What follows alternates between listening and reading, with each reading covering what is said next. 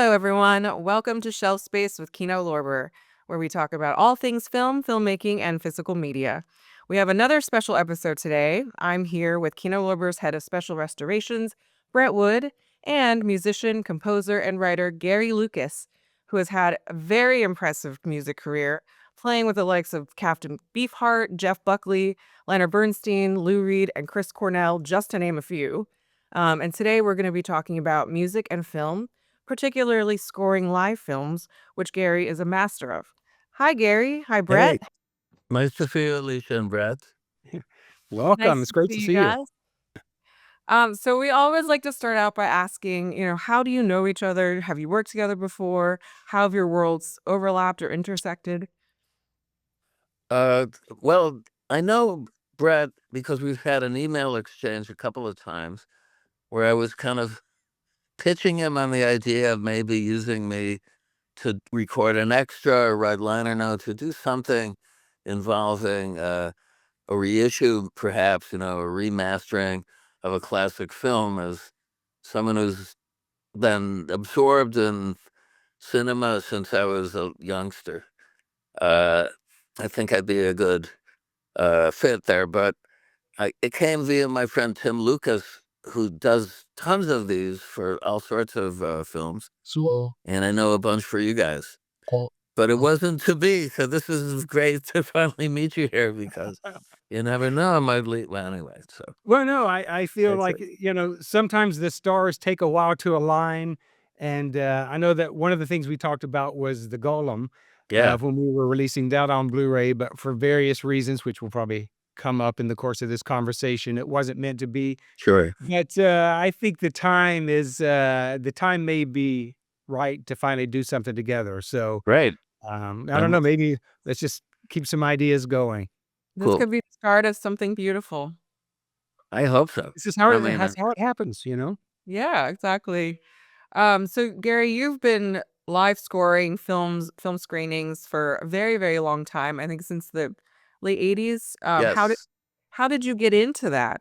Well, you see, as a boy, as I mentioned, I was really immersed in cinema, particularly horror and science fiction films. Somehow I had an interest in the macabre, possibly through encountering a terrific magazine that used to be pretty widely available in drugstores in America called Famous Monsters of Filmland. And I'm sure Brett is nodding. I mean, a lot of Yeah. people who are into the genre go way back with this magazine because it was essentially a history of fantastic cinema and very scholarly for the fact that even it was being kind of pitched to a younger crowd, but they covered silent films as well as contemporary films in the 60s. That would be like American International and Hammer horror films. Those were the biggies making, current films.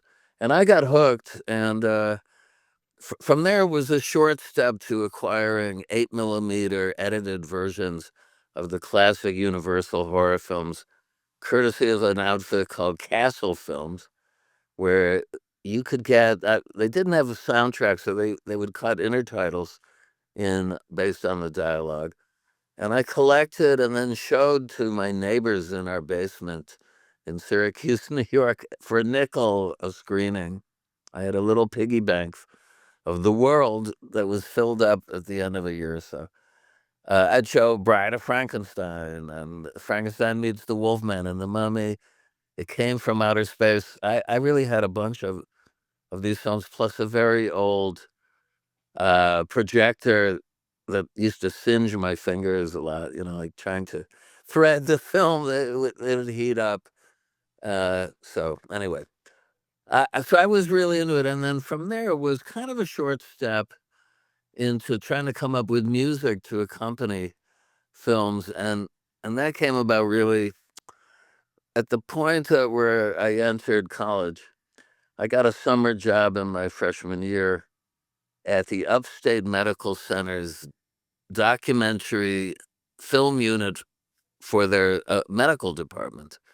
They actually had a couple of guys on staff whose basic job was filming like knee replacement surgery, and, up close operations. And, I never actually got in an operating theater with them, thank God. But I learned how to edit film and to wind it on reels and some basic, functions of Yeah. film maintenance and they were mainly working, at least for a lot of it, in 16 millimeter.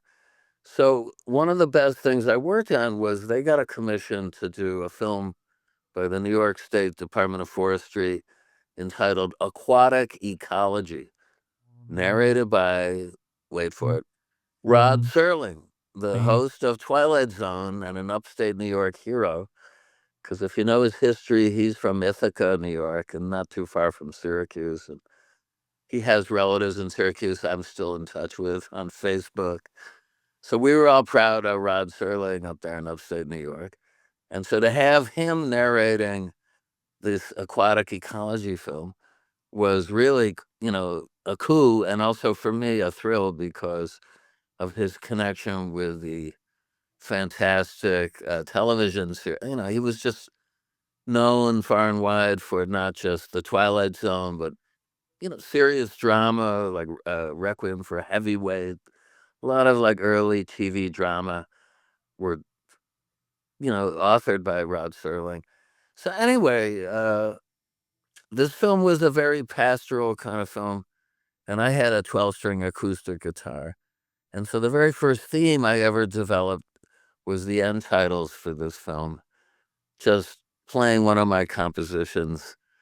You know, it was a little bit putting my hand towards writing music once I got some technical proficiency on the guitar. So that's my favorite, origin story as far as like how I got into it. That's very so the first film that you scored was about aquatic ecology. Yeah, with Rod Yes. Serling doing the Right. narration, and he appeared in the front of it too, in a fishing boat on Lake Cayuga, talking about, the Serling family had for years been enjoying great fishing and trips up there on Lake Cayuga, but it was kind of heavily polluted at this point, and that we had to work for. He was well ahead of its time. Let's see, we're dealing now much up in your face with the consequences of like people ignoring, these warnings for years. But yeah. So Well, we when you share your love for Rod Serling. In fact, Alicia, if you could just reach back there to the shelf behind you and get a box set know of the Night Gallery, Oh, let's well, send it yeah. over to Gary if you Okay. don't already have it. I No, I mean, don't. Oh, sign me up, please. I'd love to get that up. but listen to you talk about famous monsters in Super 8 films Yeah. reminds me that it was like the early days of physical media. I would go to Kmart and save my money and buy a, 200-foot condensation of some. I had a Star Wars that was like 8 minutes long, Wow. silent, black and white, but it's how you watch the movie, and there Oh, was yeah. something about having the thing, you know? Yeah. And you know what? Like to this day, as much as I like to look at digital copies of stuff, I'm still an avid, at least during the week, I love to go to cinemas, art cinemas in my neighborhood in the West Village.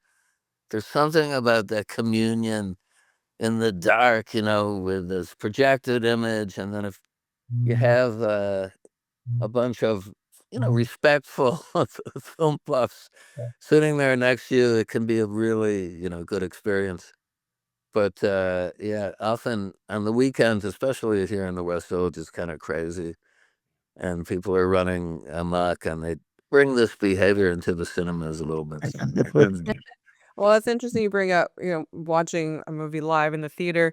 So does your process differ when you're scoring for, um, a physical release versus a live screening? See, When you do live scoring, like, the what's the thing about live, I'll tell you, that's a good point you bring up, because I am often uh, repeating, working with this. I have about 12, let's say, film scores to date that I developed, starting with the Golem, as you mentioned. That was the first, and that was premiered at the Museum of the Moving Image up in Queens. Mhm. And that was, I went on to play with this film all over the world and still do it on occasion. But the thing of it is, how I keep it fresh is when I starting the score in the moment, I'm very aware of the surrounding audience and their kind of feedback. I feel it, as I'm playing. And in a way, that and just staring intently into the screen, in front of the screen, which is how I usually position myself, looking up at this big image, uh, it inspires me to improvise. In fact, I'd say, like, for most of my films, live film scores, they're 50-50 composed themes, worked out themes, and improvisation. And so that Wow. I'll never play the same thing twice. And that also, if people, go to see me at doing one of them and they'd seen it a few years ago, they would certainly realize, that they were different in many aspects. But that's what keeps it fresh for me. Now, going into doing it to record a score where it's going to be set in stone for, say, a digital release, or actually, I'll tell you, I mean, the first major doc I ever scored was for Maisels Films, who I'm sure y'all know from Grey Gardens and Give Me Shelter and whatnot. What happened was I was playing on the NPR, John Schaefer's New Sounds, and he's been a longtime supporter, and I hope he gets his show saved because there's talk about axing him with a budget, and would be a catastrophe for new music. So anyway, I was playing from Merkin Hall, a tribute to Robert Johnson, or he had a blues series going on. And when I got home, there was an email from one of the producers of Maisel saying, "We heard you come over the radio on, WNYC playing tonight. And do you live in New York? Because we think you'd be ideal to score our new documentary about a Mississippi, with basically a matriarch of a large family in Mississippi who has to send her kids out to pick cotton for 19 cents an hour or something outrageous." And I said, "Oh, yeah, I live in New York, and I could be up there in half an hour, and how would that work? I'll bring my guitar." So they said, "Okay, great." So I sped up there in a taxi, and I met him at the door, very nice. The director was a lady named Susan Frumke, and Albert was there, and he was super nice. And they just sat me down in a little room, a screening room there, in front of a monitor, and said, "Look at the sequence. Why don't you just play?" Well, and I just improvised a bluesy passage, and right away they were, like, very excited. So that's how I got that commission.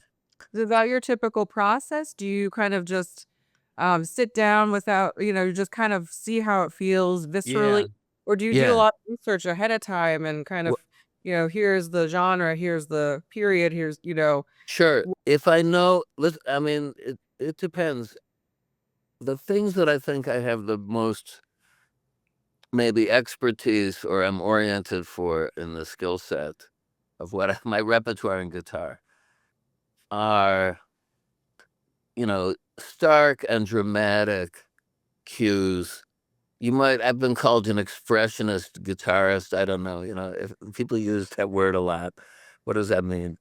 But I think I can enhance dramatic passages, particularly with, larger than life themes. And also, I have a palette that makes it sound orchestral with a few pedals that I've got on. Here comes the door. Wait a second. All right, what's it? Oh, There she is. Yeah. So, but on the same hand, I cover the waterfront stylistically. So I have a whole, like, pastoral, more tranquil mode, which I can employ also. Let's say, I'm flexible. But if you want, I mean, recently I did a score. This was pretty good for ABC, Disney, Hulu. And it was kind of a melodramatic true crime series called Keeper of the Ashes: The Oklahoma Girl Scout Murders. How's that for a title? A three-part. Wow. And I remember the case because the case, I mean, I read about it the week I moved to New York in June of 77 when I arrived here, where, this Girl Scout troop camping out in the nature preserve outside Tulsa for some of them, the first time in their life they've been away from home. One tent in a string of tents that went into the deep woods, the farthest out tent, a marauder got in there and, massacred the 3 or 4 young girls in there. So it was like an infamous, and it made national news, and there was a manhunt. And so what happened was they thought that their guy was an escapee from the federal penitentiary. He had a rap sheet involving, I think, some kind of molestation charges too. And then they found him about 2 years later in the deep woods. And so there was footage from local TV in black and white of this guy in shackles being dragged out of the woods. Well, he was cooperating, but slowly, by a couple of state troopers after they found him. And I went to town. I mean, if you were with a guitar, it was like Jimi Hendrix, or, I don't know, but it was a little bit on the dissonant, horrific side of the coin, which is I could do horrific music, certainly. And it was maybe too much even for ABC Disney because some of the cues that I thought were the best, and the director too, they were like, well, I'm not sure our, listenership or the viewers will get that, or might be, so then they go to library music often, but it's okay, but I was doing my best to sort of amplify my feelings because the Right. scene looked like, I don't know, Boo Radley coming out of like To Catch a Thief, or who is like this, like, you know, sort of a mythical creature coming out of the woods that they'd captured. And So there are And certain themes and genres and narratives that inspire you more when you're maybe, well, composing. well, Maybe I there's cover the waterfront now. For instance, I got a commission from the Alliance Francaise. I've done a couple of live film scores in that, or what it is, sorry, not the Alliance. It's the Cinémathèque Française in Paris. Yeah, this like beautiful, I mean, pretty famous film theater and film archive, and they go back to Truffaut and Godard, and who was the guy? I'm sure you know this history of cinema. Henri oh yeah. Lanois was the guy who started it. And anyway, so I got a commission, and it was for Eric von Stroheim film. Was it Foolish Wives? Mm. Or no, or what? I don't know. I gotta think. But it was tough, I gotta say, because outside of knowing how to play a few Strauss waltzes, because the thing was set in Vienna, it was the slow moving. It was glacially slow, and it was almost 3 hours long. And I'm like, how the heck am I gonna keep? The trick of these live scoring is you got to juggle the balls, and you want to keep them in the air, so that the thing sounds seamless. And now a lot of people write out their stuff so they know measure to measure how it's going to sync up. I'm not that guy. That's not my skill set. I'm much more intuitive. I'm like an old fashioned silent movie accompanist.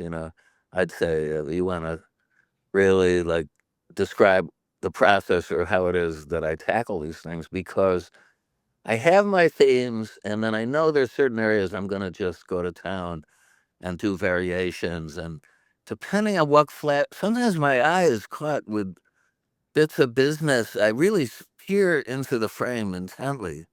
Mm. Something like the Golem. I've played with this film hundreds of times, and pretty much every time I've seen it, in some scenes I see some little bit in the frame, off in a corner, a face or something of a dead actor, and it inspires me.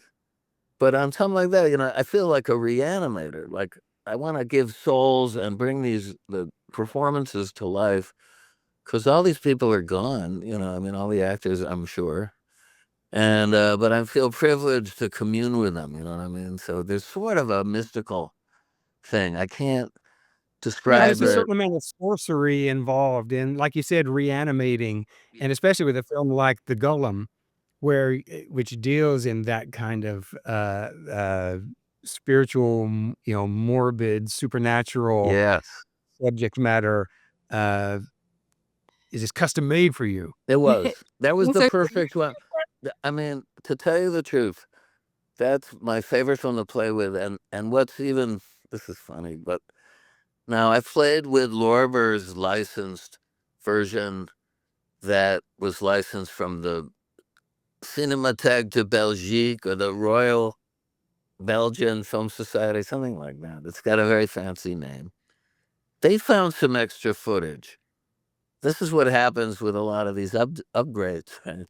Somebody opens a film can somewhere and they're, here's a 30 seconds more on the scene that was cut. And part of it, the restoration is beautiful. Some of it is like 3D. It was like I'd Mm. never seen such a really good quality print with sequences that had very little in the way of, scratches or noise in there. So that was a pleasure. Bret, But was the that pre- your work? I pardon? think Bret was the one who restored the golem for Kino, Well, right? not it was my release, but the restoration was done by the, F.W. Murnau Stiftung. That's That's it, right. the Oh, yeah. institution you're thinking about, and, yeah, and they pull in film elements from around the world, and when they do a restoration, sometimes it's eye-popping how crisp and clear they It's can things. yes. Oh, I played this at the Metrograph. I think that was the last time. No, I actually played it, about a year and a half ago at the Museum of Jewish Heritage in the Battery, which is a great place, and I had played it to another. I mean, it's a long story, but when I got going with it, the work print that I found, courtesy of Charlie Musser, who I believe is still teaching at Yale, and he was in the Yale Film Society with me, I have to mention.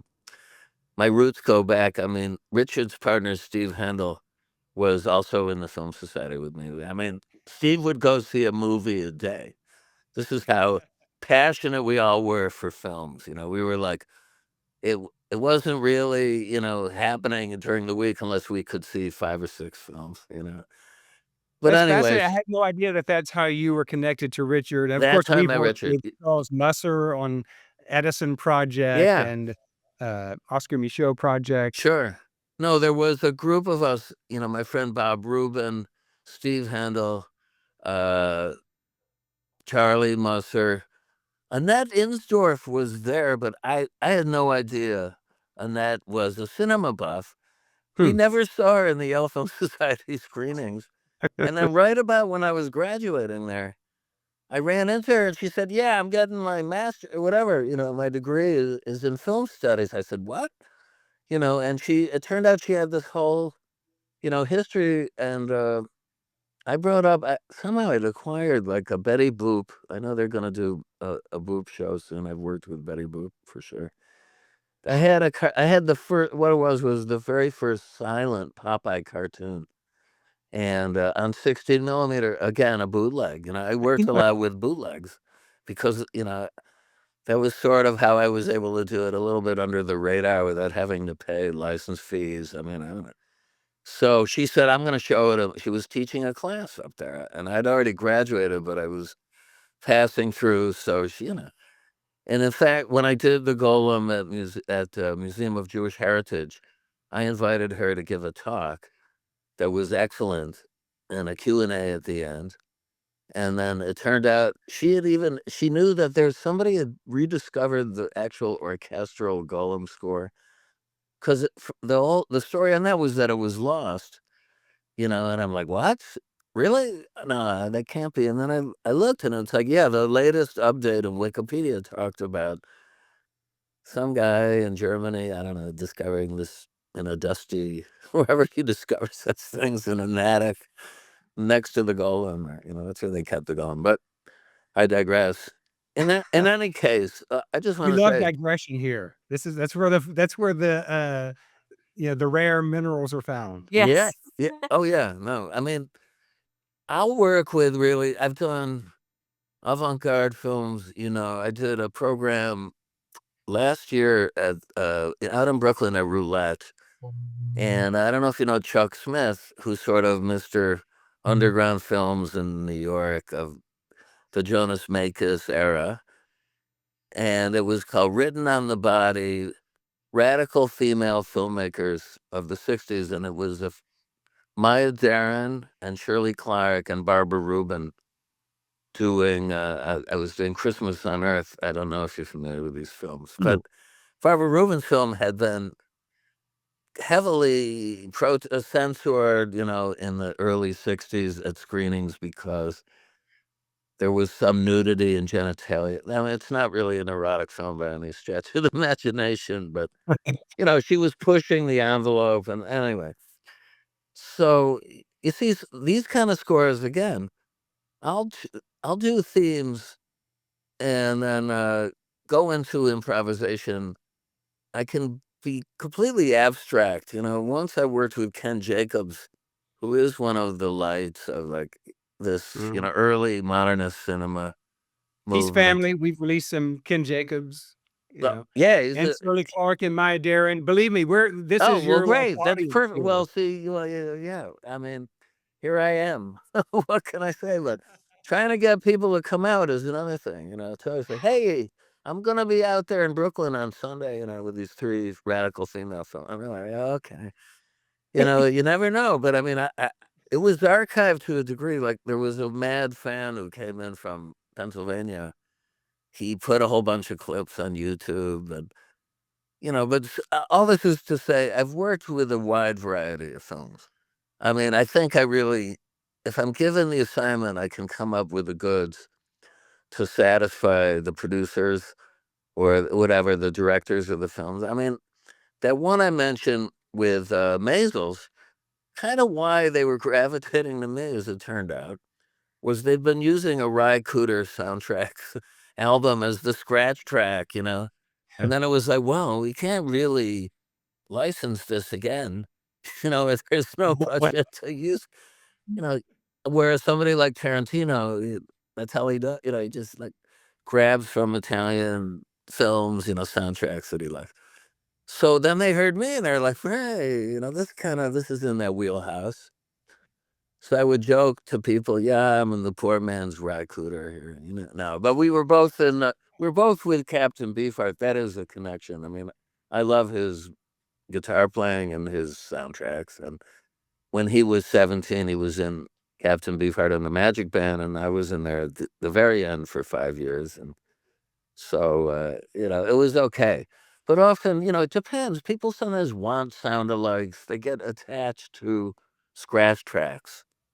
This is, in the nature of, trying to get a composer to fit the finished product, there's that when the famous, Stanley Kubrick's 2001 has gotta be one of my all-time favorites, right? And then if you know the story there, like, so he had done all this work, and then he was stymied, they hired Alex North to do a soundtrack, and he didn't think it worked, and that was sort of sad. And then he was, like, flummoxed, like, "What am I gonna do?" And the Beatles had just come out with Sergeant Pepper, and he's like, "Maybe I'll ask the Beatles, we'll get them in there." And then he sent an assistant out to bring, a whole bunch of classical records so he could hear them. And then he was doing needle drops, and something clicked with the Blue Danube and Wow. with Ligeti, and now I work with Ligeti's son, Lucas Ligeti. We have a project called Lucas and Lucas, right? He's We need to get Lukas. Tim Lucas to do a commentary for that. Yeah, to Lucas, not squared, but triple. But he had a funny story. He said, "My father had no idea because Kubrick didn't license the music." He just put it on there. There was a deadline and a rush to get the premiere happening in New York. I think that was where the premiere was held. So he didn't go through the formalities of licensing. Like, "Oh, we'll do it later, let's show this." And so the they grew up in Budapest, and, it was, one summer night in that summer of '68, I think it was, his father said, "I'm going to the cinema," and took his wife there, and was completely horrified and flabbergasted to hear his music come off the screen on these scenes because he felt like it's inappropriate or it's not what I thought. I was raped. I don't know, But Now it's iconic, you it know? was we love it. It's like it definitely was a beautiful matchup of serendipitous music that fit the film like a glove. So Well, after the success, he made a licensing deal, and everybody was happy. And he changed his story about they didn't come to me, but I really love what they did.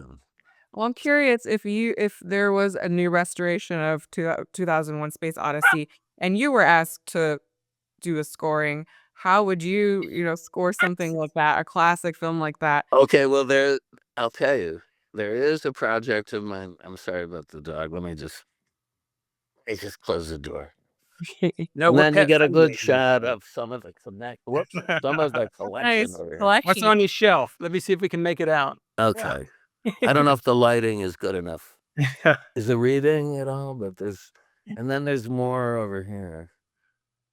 There are hundreds. I'm excited Long to live talk about physical that media. collection in a little bit, Oh yeah. yeah, no. But to go back to that question, let's see. Can you say it again? Remind me where we were in this thing. If there was a new restoration of 2001: Space Oh Odyssey yeah. to compose Okay. and do the score, yeah, Well, how would you well, approach that? well, I have a project that I've done in a GP version and an Mhm. X-rated version called Monsters from the Id. And so if you know your science fiction films, the monster from the Id appears in Forbidden Planet, one of my favorite 50s sci-fi films. And in this, I'm playing two sequences from some of my favorite horror and science fiction films. And I took the Stargate sequence, the whole thing that begins when Dave Bowman is in his capsule jettisoned from the spaceship, and then he's near Jupiter and the rings of Jupiter, and then the monolith appears before him floating, which is like a portal into a black hole. And then you have that fantastic 15-20 minute sequence of him plunging through the Stargate and all of those visual effects. So cool. So I just improvise. I have some black boxes. I don't want to go into the specifics. They'll be copying me, it's like no. It's all in the fingers anyway. But these boxes definitely enhance and can help make the sounds coming out of my usually use 2 amps here sound really science fiction y. And I go on a voyage of discovery because a lot of times when you're using electronics, there is a random element, certainly with digital delays, which I use a couple. So I intuitively know if I do this, it's going to really sound, awesome. But I'm not exactly always sure exactly what it's going to sound like. But I'm very quick with change up and modifying and doing hands-on manipulation of the controls on these delays to rein it in so it's not like a just noisy feedbacky screech, that it sounds like orchestral and sometimes very mystical. I put some of this on albums, so that's how I would score that sequence. The rest of it I don't know, but I'll tell you the coolest version I ever saw was I had a residency in a club in Tokyo for 3 weeks in the late 90s. And the owners, it was a blues club, trying to be a blues club, but they also had a new wave punk club called the Milk Bar. Oh, cool. It was like after hours. And in the basement, one day I went down, it was like 1 in the morning. I go after my regular gig was out and stay up there till like 5 or 6 or so. It was like a late night club. The kids were gathered around a monitor showing 2001 with a totally I can't I'm trying to think of what they were using as a soundtrack, but it was certainly had nothing to do with science fiction or the film. but it was pretty impressive, and I was like, man, because Kubrick's vision is so expansive, there's a lot you could put to some of these vistas, you know, that could work in these things. Myself, I would say, like for that opening scene with the apes and the sort of sped up evolution of them into warriors, and violent hunters. I would play a very bluesy. See, the essence of what I do, even as abstract and psychedelic as it is there's a blues element. I think that's what Mhm. unifies everything. That's really in my soul, and I've thought a lot about why. To me, like the blues is the universal language. If you went and looked at music of very disparate cultures, such as Chinese music or Arab music or Jewish music or, Indian music, Egyptian music, there's a wailing Yeah. where the notes are bent slightly, emulating a woman, maybe. A voice where you slide the pitch. It's that soulful moment, melismatic moment is one term to describe someone who like wavers with the pitch of their voice. Opera singers do it, it's more controlled and Yeah. vibrato. But if you hear a blues singer, it's like that down deep in your soul, sort of cry of could be pain or it could be ecstasy, but it's like, a very human The thing. universal And then what emotion. I'm doing on the strings is like trying to emulate that, bending them slightly and when I play, so that I think for the apes scene, I'd have a solitary steel guitar Mhm. and just do deep blues with a bottleneck. Kind of like what I did on Lali's Kin, a Delta blues kind of thing would work really well with those. Well, now Those. I really wanna see this happen. I'm there, man. Why don't you see if you can get permission from the Kubrick estate for whoever controls the company? I don't know. I have that here, but I just What? when I put that program together, I lifted all these things. I didn't get any permission to show. I have King Kong in there and Rosemary's Baby and the devil worship scene, a lot of like these stark moments from cinema. Mario Bava, Black Sunday was my favorite horror film growing up. I mean, anything that had resonance in my imagination, I tried to put on the screen and then accompany them and enhance them, baby. And I have to say this too. Vis-a-vis the Golem, I would love to play it at the Pordenone Silent Film Festival. And, my score got a lot of praise over the years. And for one reason or another, I never could get in there. And then one of the explanations I got, I forget who said this, but they said, well, you're using something that was like, mastered at sound speed, 24 frames a second. And this was meant to be shown at silent speed. And this is a real issue because my contention is, how do you know these things were hand cranked right back in the day? So if let's say the guy was hungover, he was like not in the mood to really, crank it, it would be at a different rate, I'm sure. So when I look at it, for instance, what Kino Lorber has, it adds on the Museum of Modern Art's print, black and white print, which was what I developed my score on. It adds about another 14, 15 minutes because the action is slower, everything is moving more like in a naturalistic way. And I didn't like that. I mean, I'll play for it again because I know how to improvise. I can, fill in the gaps. But to me, the Museum of Modern Art's print, everything has this herky jerky quality, like a silent comedy that kind of propels. It's just it doesn't get boring, man. It's like something happens and whoop, they're on to the next scene. And A good example, Cabinet of Dr. Caligari is the same way. If it's at 24 frames per second, things have, the character moves more like a spider because yeah, it just kinda twitches through the movie. But that's one of those things like projection speeds, even now, we'll do something and find out that, well, the last time this was released, it was at a different speed because there is no hard number until you get to the sound era. We just That's true. approximate the best we can. Yeah. And then, there are a lot of, like, silent cinema purists. I don't wanna mention any names, but some of them that have been around for a long time as critics, and they've written books. And, I'll just tell you this. In 2009, I got a commission from the Holland Festival, which is their big arts festival, to do a new score for the Abel Gance anti-war film Jacques, right?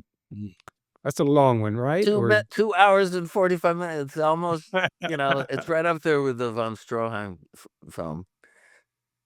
But here I had, I had a partnership with a Dutch composer, a young guy, writing very Schoenbergian music for a group called Ensemble Chameleon, who were classical musicians, basically, and jazz, there were strings in there and a horn and sax, and so we were like a tag team. I mean, a couple of times we came together on themes, and then sometimes it was like, okay, take it, take it Northwestern. They would do their thing, and then I would play my themes.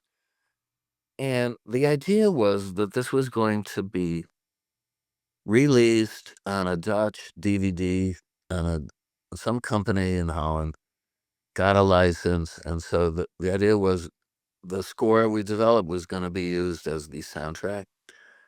And, I thought it was incredible, and when we did 2 nights, we got standing ovations, packed the place. They went it must have been 4 or 5 minutes both nights. People just loved the sync up of our music with the film. And, the guy who led Ensemble Chameleon was actually laying in the music to the sequences. There were work tapes that were on YouTube, where there were examples of it I was posting on social media. And in the middle of the process, somebody decided to pull the plug because one of these critics who came to the premiere thought it was inappropriate in his idea of what the music should be on such a film. It was too modernistic, you know, What's their and the narrow? whole thing was just Deep Six. I mean, now they've done it again in Holland in the I Film Museum, and it's a couple of jazz musicians doing their score, and it's like we were completely disappeared, man. Anyway, what are you gonna I do? feel like but, the it's kinda like with 2001, sometimes it takes, having music that one would not ordinarily associate with a film to bring that film to life and make you see it in a way that I totally. mean, Yeah. No, Yeah. I know. Well, I think that you both have it. You nailed it because the beauty of like getting fresh music in on an older work is to reinvigorate the work. I mean, Yeah, they have, a lot of these live screenings now, they had Nosferatu paired with Radiohead here in yeah, the Netherlands yeah. recently. I mean, just look at The Wizard of Oz and The Dark Side of the Moon. No one would have ever thought. yeah, Yeah, perfect it for that. was mind-blowing, and sometimes you discover a lot of magic in that pairing. So I'm all I feel for it. like it's changing now. I hope that people are willing to hear. I'm playing, for instance, on Saturday this week at a film festival down in Richmond, Virginia, the James River Film Festival. Mm. It's my 6th or 7th time, and I'm performing in this beautiful old Art Deco theater, the Bird Theater, which is one of these Wonder Palace movie theaters from the 20s, kind of like the United Palace Theater up in Harlem. It's like just what's the theater on 2nd Avenue too? I think it's an old Yiddish theater where they're doing 70 millimeter So, restorations. I I'm don't in know. Atlanta, I can't help you, man. They're beautiful. But anyway. So Freaks, I'm doing a score for Todd Browning's Freaks, which I saw as a boy and I was terrified by. I mean, I was just creeped out by the film. And this week I'm actually doing a lot of preparation as we go into it. I've seen the film numerous times now, so I'm very familiar with it. But I'm trying to codify, what I think are the best of my ideas to accompany the film. But in any case, the thing when you do these things live, I try to be, not louder than the film. You know what I mean? It's like that's where it falls down when the music becomes the primary thing that people are paying attention to. That you might be, in a way, doing a disservice to the filmmaker. But, it's a balance. On something like Spanish Dracula, and I worked with the Spanish language Dracula, which you may know about. It was back in the early days of sound films, they didn't have editing facilities to do dubbing. If they wanted a film for the Latin American market or, worldwide Spanish-speaking market, they they would have to, and what they did was do alternate versions on the sets with Spanish-speaking actors, like a second version of the film, sometimes with different directors. And that's Spanish Dracula. Now, many film critics and buffs who've seen it think it's quite a superior Dracula to the Lugosi Dracula. Why? Well, the camera moves a lot more fluidly. Like, look, the Browning Dracula is like a photograph stage play, which is where it came from. And the editing rhythms are much more, jumpy and engaging. And I prefer it myself. But again, when I'm working on this, there's no music on the soundtrack. They couldn't they hadn't, it's like Dracula. They didn't have a budget in the early 30s. No one thought horror films were going to really succeed. And it's the horror film that pulled Universal out of bankruptcy. They were like heading towards bankruptcy. Frankenstein and Dracula were like, tremendous hits worldwide and started that whole cycle. So with that though, it's like I have my instructions and I'm going to tell the projectionist this too. Like, you should ride the volume control in the theater so that I do not drown out the dialogue, and the dialogue is a little hard to hear. So they're going to want to use the closed caption titles so people can, uh, which is a good idea because also the sound levels jump all over the place from scene to scene. But it's basically, no music on the film except some kind of like stock carnival music they must have had in their library on a It's a few google scenes. google gobble, google gobble. That's in there. You'll hear And, that. Maybe I'll play the Ramones song there that you. Freaks is one of those movies I like to if I know someone's gonna watch it, I'm gonna say, "Well, this is a movie you're gonna remember the rest of your life." Oh No yeah, one forgets never. Freaks. No. So I wish I could be there in Richmond where hopefully there'll be a lot of people who have never seen this movie Yeah. before and are gonna have this, like, formative cinematic experience, and you're gonna be a huge part of it. I hope they like what I do. I think I've had very good response down there. It's been a I mean, very to me, good. Sorry. my greatest film going experiences a lot of times are uh, movies I saw with an audience. And I think it's the same thing with live music. When you see it with this live, you're interacting a bit more. It it becomes a different. It's a communal experience, but it's also a performance in a way that, say, watching TV is a very passive sort of experience. Yes. So, to me, yeah, live music, just like seeing a movie with a really vocal audience that is focused on the film, is just transformative. And then when you have both, that's like double transformative when you have the movie in front of you, the audience, and live music in front of you. That's the ideal So immersive. situation. Yeah. Yeah. So what is like the ultimate successful performance for you? Is it when the audience is so captivated by what's on screen because you're kind of augmenting what they're watching on screen, Yeah. or do you want them to kind of interact and feed off of the energy of the music too, or in your mind, like what's the ideal experience? Well, I like when they definitely are aware that there's something special going on with the music, and then sometimes they're like, "How is he doing that? How's he getting, like, this kinda" overdub sound in passages, or now it sounds like violins, or what's he doing? So Sorcery. it's just like, sort of fires their imagination. But as far as the success level, usually it's like after I'm done, I'll take questions, and sometimes people are just stunned. And I'm like, okay, any questions? Oh, Some people are like, and then you'll start getting some like, how did you do that?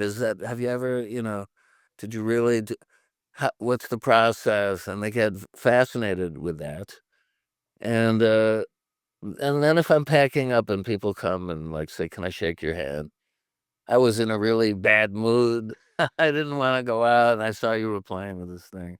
Yeah. Thank you, man. I feel so much better. I'm really happy. That's my gauge of success. If I I'm feel sure like there I touched people, and just gave them a good experience that they wouldn't normally, would be a surprise for them that, you know, uh, I try to astonish people with my playing. But again, when you're working with the film, I try and rein it in to the point where it's supportive and not gonna compete with the films. The film should be the primary object of, under observation there. But I make sure I'm seeing a little bit. I have them put a blue spotlight on me. I'm usually off on the side on the stage, and I'm staring up into this big canvas. And that's what really, when I get a thing going, it's like a communal communing with the dead actors up there. Like, I sort of want to, like, make them dance again, bring their souls back. And that's, for me, a good, feeling if I feel I did it. But I mean, God knows, I've had odd reactions worldwide. I was denounced once by a Holocaust survivor, like, Oh, wow. when I hear your music, it was for the Golem, and he was like, I hear murder. I hear, we don't need this. And I was like, wow. well, look, man, I didn't know that's how I feel. I'm just sorry. Everyone's a critic, so. Apparently. Well, if you two were to work on something together, collaborate on something, and it's like a dream project for both of you, what do you think that would be? I feel like there's so much overlap between both of your interests. Gary, I don't know if you know this, but Bret ran Kino Cult, which Oh, is wow. yeah, which is I feel Okay. like the stuff that you grew up on. And Yes. yeah, there's just so much overlap between your interests and your experiences. Yeah, what would that dream project be that you guys would collaborate on? You'd have to tell me what titles are available there, and then I'd be able to You know, give a more informed answer. But look, anything that has an offbeat sensibility yeah. is sort of up my alley. I mean, I always was gravitating more towards, yes, that dark side, in cinema. Personally, the emphasis currently today with horrific gore and bloodletting in your face, I haven't.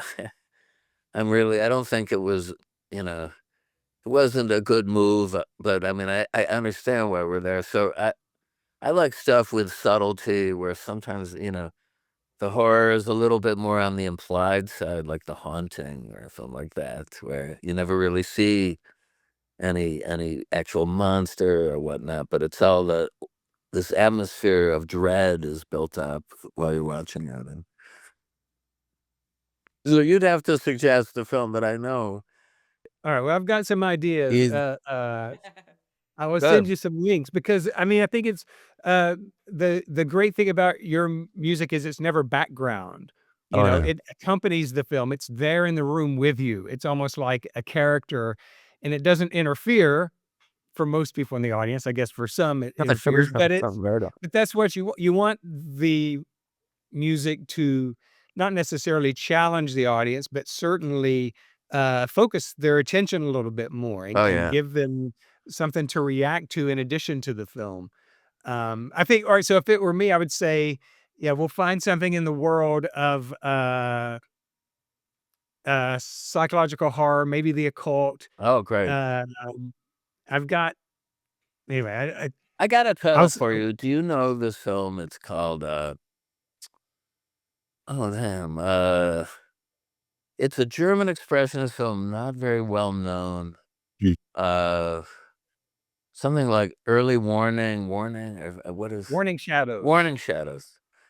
Is that a Yeah, Kino we Lorber? used to have that film, and then our rights lapsed. Right. Okay. I'll have to make, all right, look, I I'm always writing. thought that would be a real good one for me. When I Yeah. saw that, finally, I was like, man, that should be a lot better known. That film. It's like really. I mean, and there's one film which, I've been dying to score and release, but it's just so unknown, and the film doesn't exist in its entirety. It's called The Mysteries of Myra.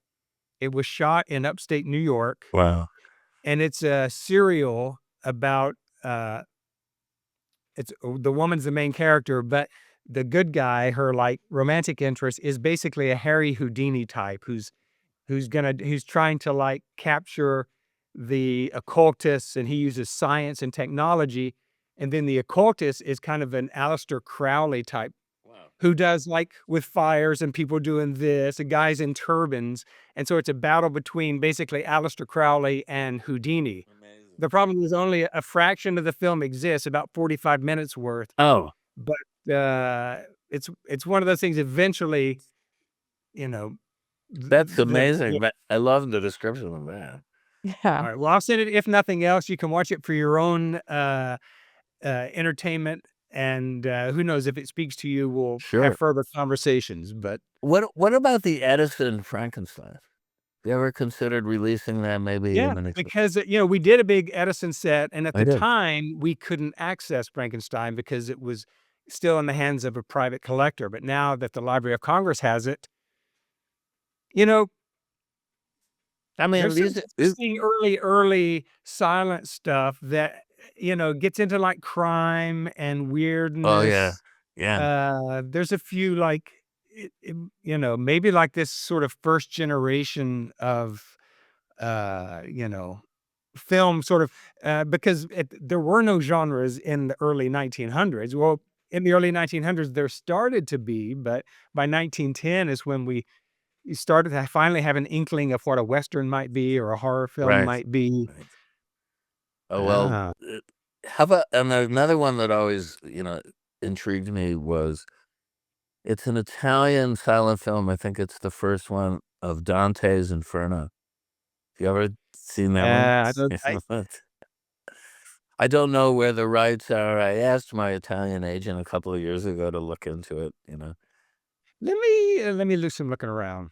Uh, I feel like something happened with that movie recently, really. but I don't know.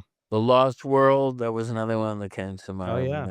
mind. There and as you know, there's always like, even though films are in the all the silent films are pretty much now in the public domain, it still becomes a matter of locating the elements Yeah, which are still under the control of studios and sure. collectors and things. But we're hoping that it will open up and, you know, films will become widely available. Because you were talking about von Stroheim earlier, Yes.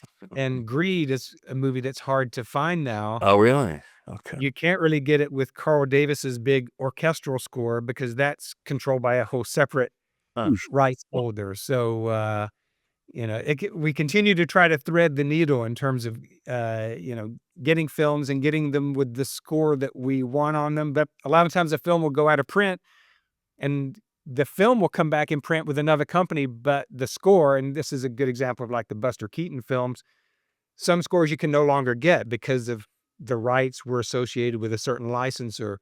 So sometimes silent scores disappear. So as with all things physical media, it's good to own a copy just so you know you've got it. That's You the know, perfect position. We are coming up on the hour, and I wanted to end the episode by talking a little bit about physical media and your Sure. collection. Gary, I know it seems like you are an avid collector. Avid. Tell us a little bit about your collection and why you think collecting physical media is important. I think it's important, especially because as we're getting into an era where things are more insecure with the cloud, let's say, where everybody's got stuff stored. If God forbid, the thing goes down or there's some disruption, you'd be able to entertain yourself As long as the stuff was running, you know. When I started collecting, I mean, I'm a book collector, and I have in the other room just far too many records and CDs and stuff. I think it's sort of just an impulse going back to my childhood, uh, to have these things in my reach. They just made me feel maybe psychologically complete, more complete, or comfortable.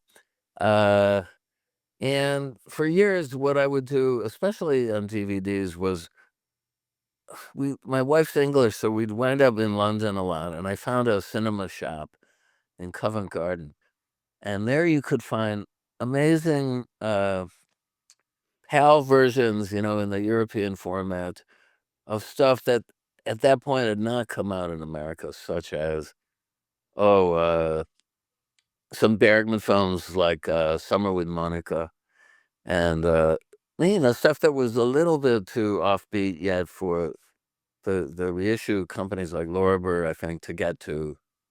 Uh, and now, I mean, I'm happy to say, things have turned around, so there's a lot more access. But I just started to collect. I mean, even moving to New York went in the VHS era.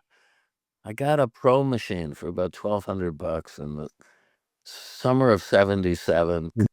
Somebody tipped me on this this deal, and it had a timer, so I was archiving stuff. I mean, all sorts of offbeat stuff. They had one showing once of the Town Bloody Hall film of D.A. Pennebaker, and I had a friend who worked up at Pennebaker's, so I'd seen it actually in a screening room in that summer, and then it was shown on like PBS once only, and I stayed up to get the whole thing, and if there was a break, I was there to edit it out, and so now that VHS collection is mainly in the basement in a storage locker. Although I was told on a Zoom feed with some music biz people last week that the idea of now for collectors coming out with VHS tapes of some classics is like a notion that's gaining some currency. And Lorber's name came up. I stayed stunned then.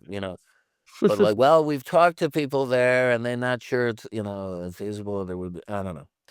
But, my stuff is, I have stuff like, all sorts of things, Johnny Rotten on Dick Clark, American Bandstand in '78, the Ramones on David Johansen, my friend, on the Uncle Floyd show out in New Jersey. I used to be an avid. I'd set it up. I would get home from. I was working up at CBS Records as a copywriter for a long time as a day job. As soon as I could get out of there, I'd run home, and the thing had been taped at 4:30. It would come on Channel 47 out of New Jersey on UHF, and I had it, and I'd just be so happy to look at that stuff. Also, Midnight Blue, Al Goldstein. My wife would run out of the room anytime that came on. I thought he was great. I wrote a little appreciation of Manhattan Cable recently, and the culturecatch.com website if you want to read it. But there were characters in New York there, like, and these shows, these public access shows, is like, anything went pretty much. And now, of course, there's nothing like it, but I'm sure people have archives of all sorts of stuff that they would put on TV in those days. I mean, they were Yeah. community driven, and there were a lot of like creative, nuts who would get Yeah. shows and just. I used to Yep. record stuff too off of VHS, just Uh-huh. hundreds of hours of music videos. I grew up in the 80s and 90s, Right. so yeah. Right. Yeah. Yeah, well, we loved, I mean, it was a comfort, and then, I would always say to myself, and then when in my old age, when I'm retired, I'll just look at all this stuff again. And, that's also perhaps a fallacy, because just having it here, the very availability of it is like, oh God, I gotta declutter, like they tell you to do, but I'm not gonna do it, and I've been, my wife would be really happy because sometimes, stacks of books will fall down, or, the shelf of VHS, oh, sorry, of the DVDs over there have been known to collapse. I have to, like, rebuild my stuff, but But it's I'd rather have it than not, you know what I mean? yeah, And exactly. It's just in my blood, now.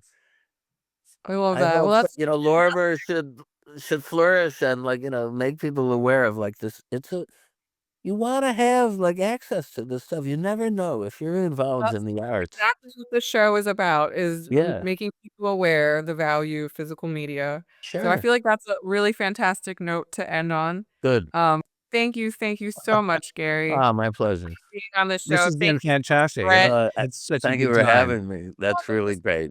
I fantastic. enjoyed talking to you.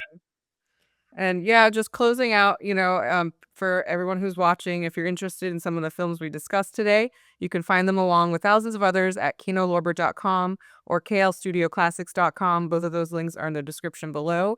And while you're there, please sign up for our newsletter. And if you haven't already, follow us on social. And thank you so much for watching. We'll be back next month with episode 12. So see you next time. Thank you so much, Gary and Brett. Hey, my pleasure. Thank you, guys. It may take a while for us to get the Gary Lucas version of 2001: A Space Odyssey. Oh, We I'm get we ready. gotta we gotta talk to a couple of lawyers, but I think it's gonna happen. I'm so there for you guys, man. Thanks a lot, Thank Gary. you. Thank Bye, you Alicia. so Bye, Mark. much. Bye. Bye.